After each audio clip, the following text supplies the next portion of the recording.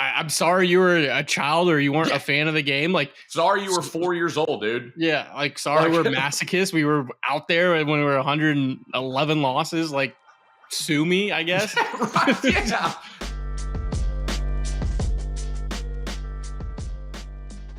What is up, everybody? Welcome back to another edition of Beyond the Diamond Podcast here on the Apollo Podcast Network. Brian Lima, Apollo, Dez, producer Josh behind the camera.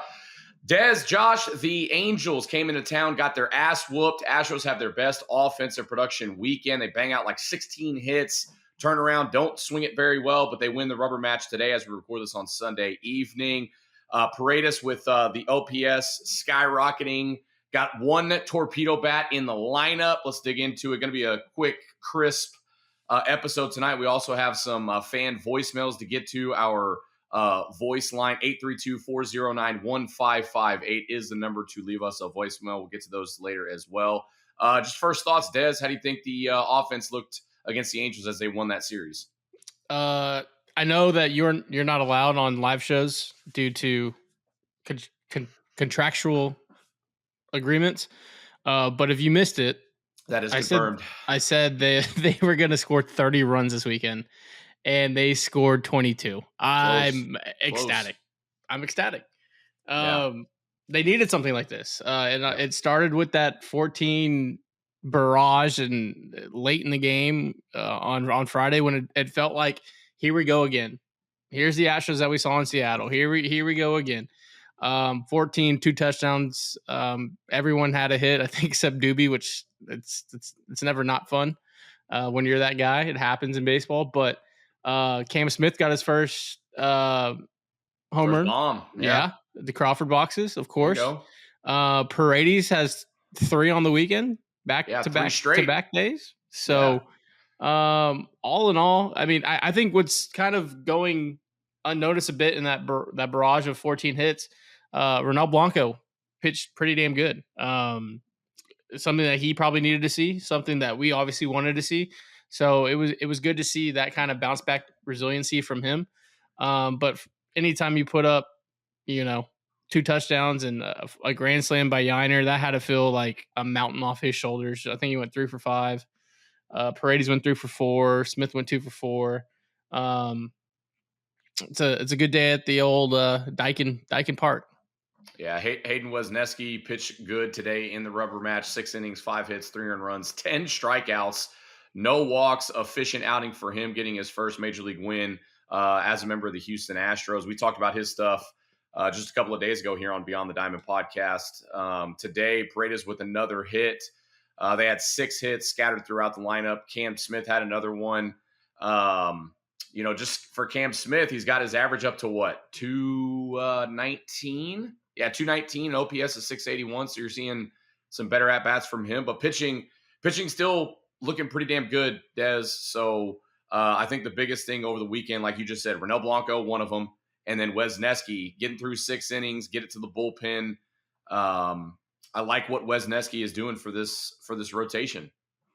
Yeah, we talked about it, right? He wasn't a throw in some, rookie back end arm that is up and down. No, he's had some run in the show. And the biggest question was, can he command the arsenal? Can he adjust to the philosophy of the Houston Astros? Can he adjust to all these new pitches that he's going to be throwing more? And through 3 turns through the rotation? I think it's his second. Yeah, he's looked great and stacking up the punchies. I think it's always going to be there for him. I think it's going to be something that we'll say throughout the year. He's just kind of in that Spencer and Hunter mold of hell or high water. I'm going to get 7 to 10 strikeouts. He got touched up a little today, but hey, solo home runs. If you're going to give up bombs, solos are the ones you give, and sometimes they get you, and most times they don't. So great to see him at third time through. Yep. Pitched against San Francisco, Seattle, and then against the Angels, got his first win today. So 3rd time.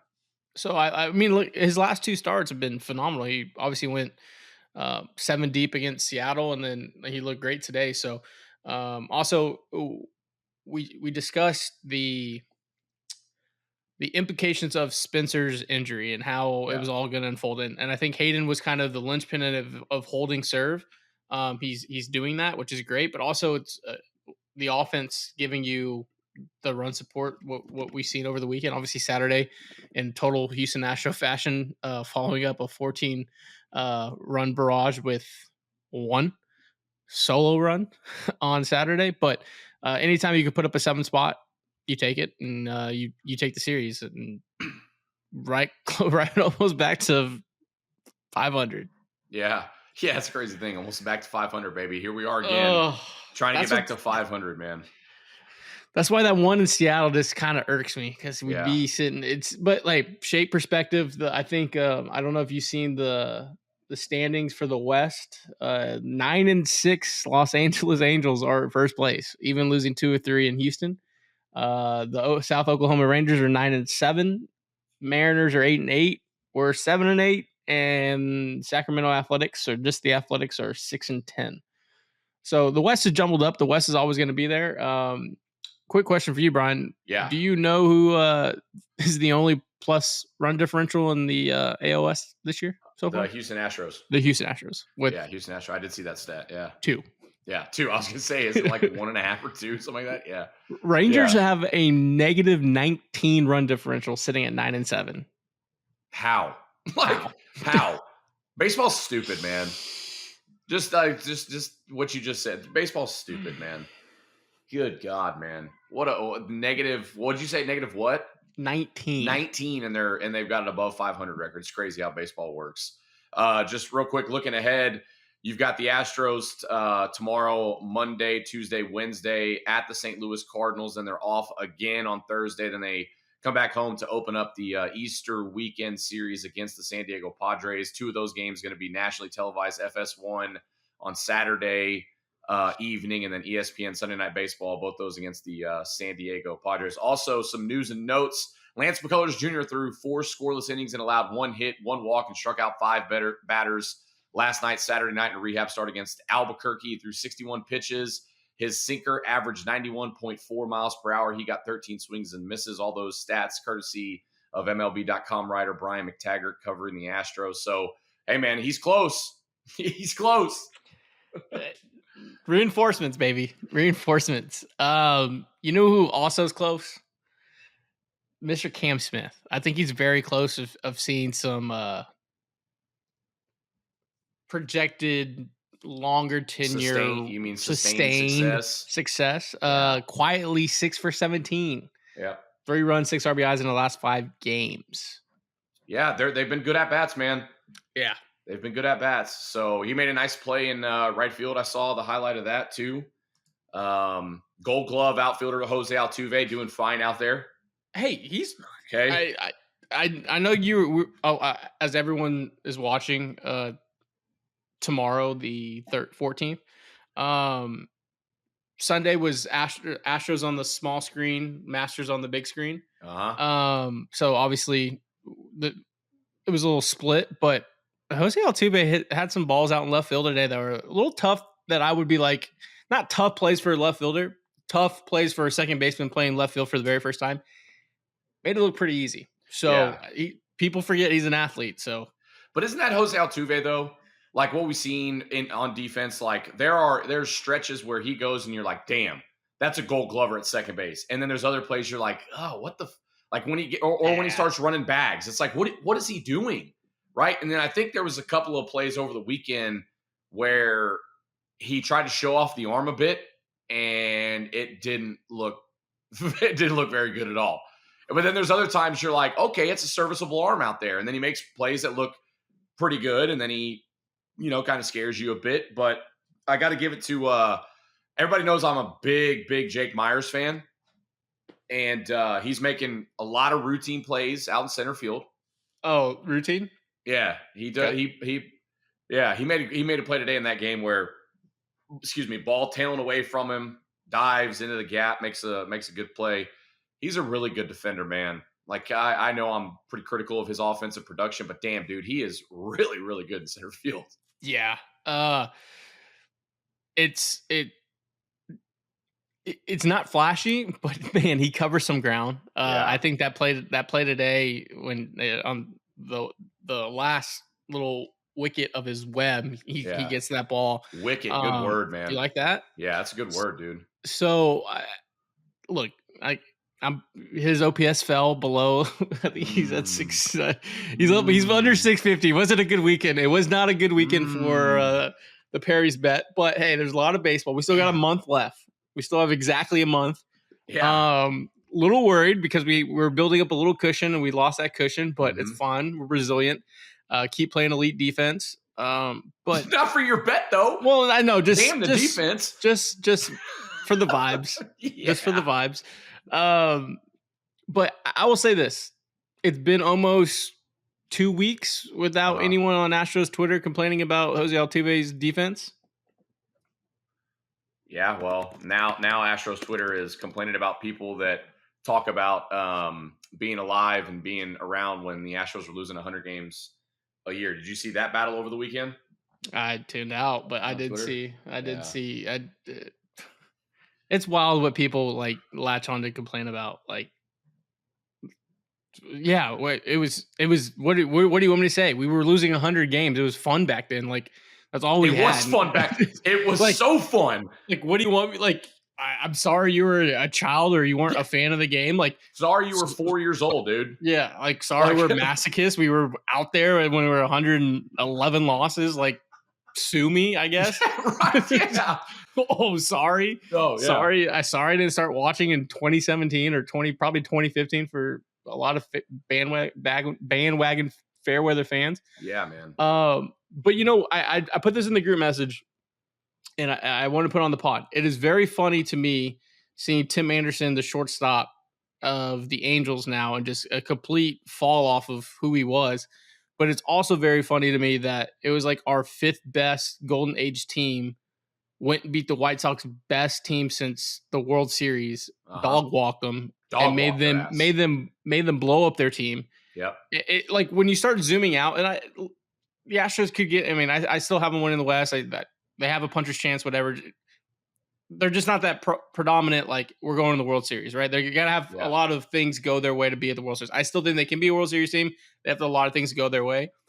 But it's funny start looking back at the real golden age and be like, oh, that team was our 5th best team and beat your very best team your organizations had for 20 years. Look at when they're the Cleveland Indians, right? When they were running out Bauer and Clevenger and every other domestic person on that pitching staff. That was one of the best Cleveland teams since the World Series team. Look at the Twins. The same Twins. Do you remember how Oakland, they had studs and then they blew it up. Yeah. Like every single. And I was like, oh, that was our 5th best team. That was our 4th best team. That was our 3rd best team. Yeah, we did a podcast back in 2021. I think it was 21. The 21 team being the best Boston team since 18. Yeah, I think God, it was it 21 or 22 when they beat the Twins in the DS. That Twins team was really good, and we had so many people chirping us, so many Twins fans chirping us. They're gonna sweep the Astros. This is one of the best teams of all time. Blah blah blah. Any AL Central team that comes to Houston or gets matched up with Houston in the playoffs, except for who? What'd you say? Except AJ Hinch and Scooble. Yeah, except for Scooble. Yeah, that's right. Yeah. I forgot about except for the Tigers. Yeah. Outside of that, but any team in a 5-game series or 7-game series, the Astros usually whoop their ass. So, it's funny, man. If you look back at Tim Anderson, I want to say that year, you remember where they played the Field of Dreams game, and he hit the walk-off into right center, and they had the fireworks going off, and it was a whole thing. Picture-perfect walk-off for him. Dude, his fall-off needs to be studied, man. Crazy, dude. What the hell happened, dude? Him and Alek Manoah. Go look at Alek Manoah. I'll one up you. Chris Bryant. Or Chris Bryant, too. That's a good one. He went up to the Denver area to play for the Rockies, and he hadn't been the same since. Crazy, man. Crazy. Those three. Alek Manoah was an all-star. Yeah. Pitched in the all-star game. And the very next year, he got sent down to the Florida Complex League, the developmental league. Crazy, man. It is nuts, dude. Baseball is wild. Real quick before we get to our voicemail, is can we get Christian Walker going? Can we get him going? Hey, okay. How this is where I'll say He drew, I think, 6 walks this weekend. He did. That's a good indicator. That's a good indicator. I think anyone that's ever played the game at any level, once you start expanding your zone, your swing starts feeling like it's dragging as long just because you're pressing and doing all these things. That's the word I was going to use. Yeah. It felt like it was step one to compress the zone for Christian Walker. Yeah. I think the walk. I don't know if the barrage of power is going to come right behind it. Hopefully it does, but I'm going to start. With the Cardinal series coming up and then the Padre series coming up, I'm thinking we'll start seeing him a 1 for 3, a 2 for 4, start stacking some hits because obviously I think he's kind of out. He's through the rut that we talked about, through the slump. I think he's on that back end of it. You know, like those last like 4 or 5 days of that. If you played, I mean, obviously, Brian, you could talk through it too. Like those last 4 or 5 days of that slump you're in, you start seeing the ball. Okay, I can see the ball. Okay, I'm tracking the ball. I'm drawing a walk. I'm getting the guy over. I'm doing the little things right. It feels like you're on that back end of it, and I'm really rooting for him because we need him. Like once that guy gets going, it's going to be as you can see, it's fun. Paredes homer in 3 straight games. Like it gets fun when the guys you're paying or trade for are producing. Yeah, I think with Christian Walker, usually on the backside of a slump, you can start to feel the comfortability go back up in the box. And what happens when you struggle? Well, you expand your zone.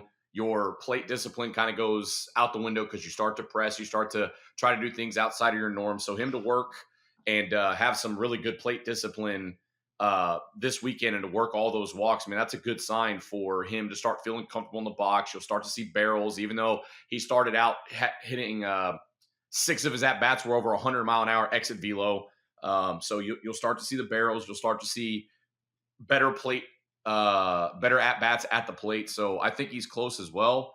And then Paredes. I mean, we heard about Isak playing the Paredes for a while now and about how he was going to utilize that Crawford box section. And that's exactly what he did.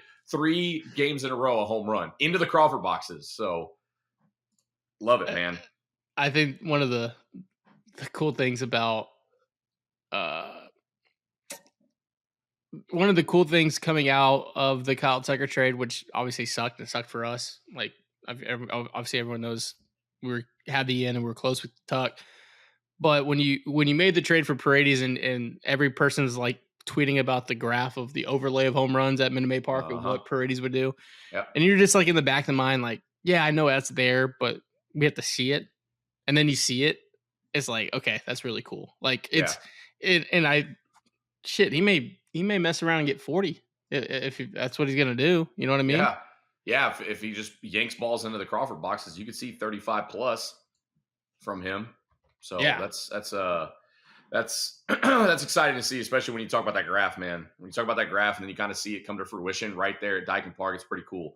But he's had a few that have gone foul. Like, you know what I mean? Like, he should have had, I think, 2 or 3 more. He got everybody some free food. No free plugs on the show, but there's somebody on a foul pole that they got free food because of it. Free food out of it. Yeah, man, that's pretty cool. All right, well, there was a game where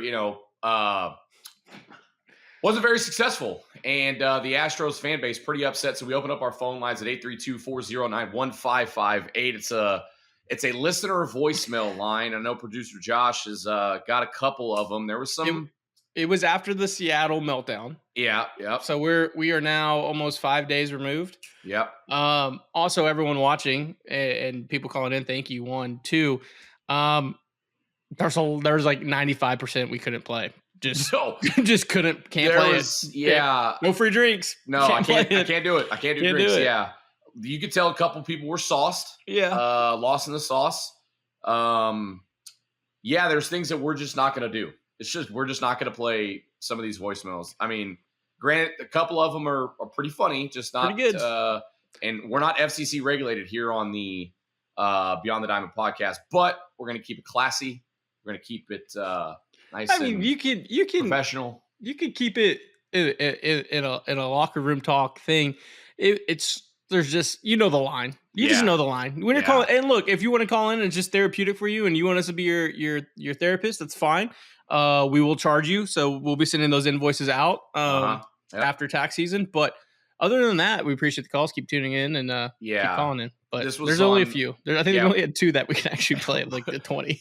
We opened up the phone lines on after the game Wednesday. The Astros blew a 5-run lead in the 8th with 2 outs. Yeah, to the Seattle Mariners, and they lost 7-6. And producer Josh, let's get right into it. This is the listener line 832-409-1558. So let's hear a couple of these voicemails.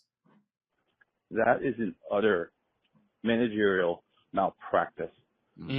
Monday's game, leave Taylor Scott when you have a Brady warming. Don't pitch him. If you're gonna throw a Brady, just start the inning.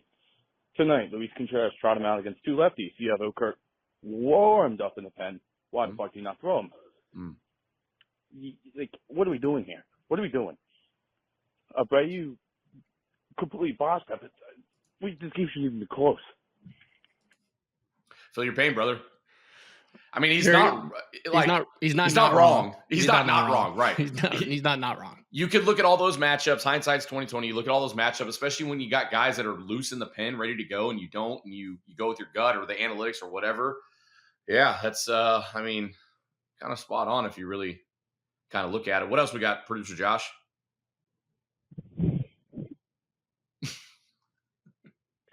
No, like that feeling you get after you eat some really bad barbecue.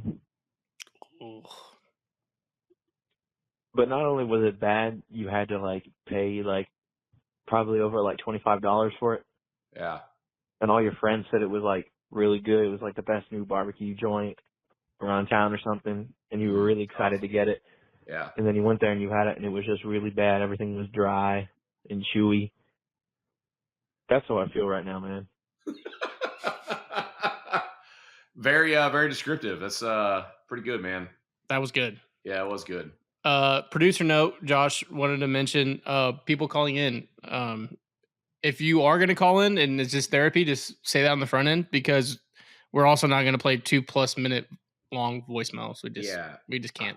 I would just say if you're going to be, if this is your, if you want to be on the show, keep it at 30 seconds. I was going to say I was going to say cut it at 30 seconds.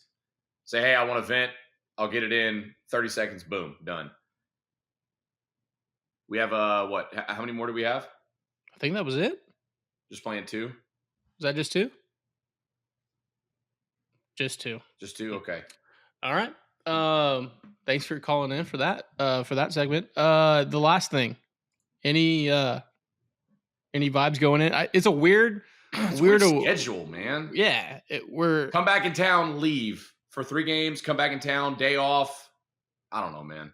Then we have 6 at home. Cardinals series. Yeah. 6:45, 12. I'm assuming we're gonna go Framber, Hunter. Right now Bronco? it's TBA? right now. TBA? Yeah, no. Right now it's scheduled as Framber, Hunter Brown, Ronel Blanco, Gusto, Wesneski, Valdez. They're your 6 scheduled starters for the next 6 games, 2 series. Hey, you got 2 horses on the mound. Go get it. Yeah, you should win that series. Just keep stacking winning series. I don't want to sound like Dana Brown. Keep stacking winning series. The team will get hot. They'll go on a 7-8 game win streak. Then you look up and you're 6 games above 500. Stop, dude. That's so Dana, dude. That sounds just like Dana. Hey, this team's capable. Hey, Astro fans, hold on, Astros fans, we're coming. Hey, hang in there with us, Astros fans. That's a good one. That is a good one. You talk about those times. Did y'all by chance? Have y'all seen any of the Sunday night baseball game tonight? Cubs and Dodgers in LA. They started the game. They started the game at I think it was 4:30 their time, 4:30 or 5. Bro, they got Tyler Glasnow going. You should see how ridiculous the shadows are. It's unfair. It's so bad. So at one point you have the typical shadow right in the middle between home plate and the mound, right? Big leaguers deal with that all the time. But then there was a weird shadow before we started this where pitcher's mound was covered. Then there was sunlight, and then there was covered again. So you have Glasnow's 96, dark, light, dark. Then he runs a 2-seam in there, and then he drops his disgusting slider on you. dark, light, dark. It's just the scheduling of these games, man, because I go back to what the Astros got this week. It's like, would you say 6:45, and then a 12:15 game? Yeah. It's random, man. I was already preparing my schedule for Wednesday day game. I was like, hell yeah, 12:15 day game at Daikin. No, they're at Busch Stadium. They go to Busch. And so. I love a good 12:15 start though. You know why? Because I can go to Big City Wings. Houston's Wing Joint, Paul's Wing Joint. Yeah. You know what? That's what we're gonna do. We're probably gonna do a little stream, eat a little wings, and watch some day baseball game over on at 13 locations. Big City Wings. Nice. Houston's Wing Joint, Paul's Wing Joint. Yeah, you talk about 12:15. Well, there was a couple of golfers that teed off at 12:15 today for the Masters. Shout out to Rory McIlroy beating Justin Rose in a one-hole playoff to win the Masters. So head over to Kobe Stevens, Golf Apparel, KobeStevens.com. They have some Masters themed apparel up on that website. They got an Azalea shirt that Dez rocks. They've got phenomenal polos, joggers, hats, shorts, ladies wear, kids wear. And it's all right there. Kobe Stevens, Golf Apparel, KobeStevens.com. Check it out. You know what I was doing at 12:15 today? Making you some Zing Zang? I was making some Zing Zang. I was zinging. They were zinging. There was birdies all over the course. There's Jake Myers diving all over the field. There's Isak Paredes hitting bombs on the Crawford Street. And I was enjoying a nice margarita mix. I know everyone else loves the Bloody Mary mix. I'm partial to the margarita mix, but whatever you like, Zing Zang has it. Head over to Zing Zang, go to Specs, HEB, head over to zingzang.com, follow them on socials. And thank you for them being a proud presenting sponsor of Beyond the Diamond. There you go. That's it. Hey, all right. Keep stacking series. All right, Dana. Keep stacking them. Thanks, Dana. You're welcome. Appreciate it, man. Hey, producer Josh, I know you're not on camera tonight. You want to get us out of here? No? All right. I didn't want to because then I don't have to go ahead, dude. Audio. You can't not, though. Yeah, dude. You can't not do it. All right. Thank you for watching and listening to the Beyond the Diamond podcast. We'll see you this week. Go Astros. Peace. Love you guys.